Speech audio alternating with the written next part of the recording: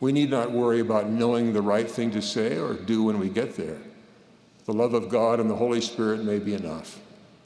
When I was a young man, I feared that I would not know what to do or to say to people in great need. I didn't like to go to hospitals. Once, I was at the hospital bedside of my father as he seemed near death. I heard a commotion among the nurses in the hallway. Suddenly, President Spencer W. Kimball walked into the room and sat in a chair on the opposite side of the bed from me.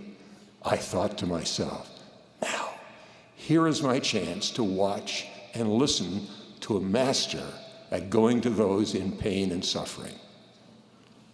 President Kimball said a few words of greeting, asked my father if he had received a priesthood blessing, and then, when Dad said that he had, the prophet sat back in his chair.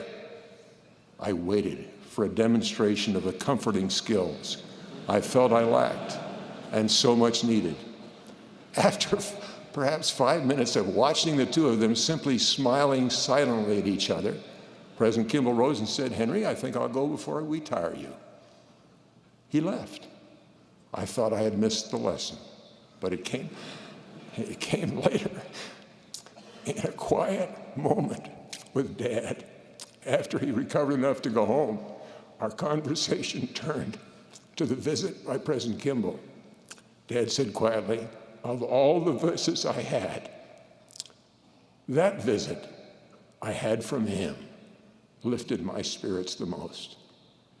President Kimball didn't speak many words of comfort, at least that I could hear, but he went with the Spirit of the Lord as his companion to give the comfort.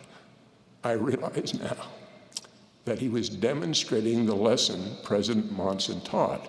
How does one magnify a calling? Simply by performing the service that pertains to it.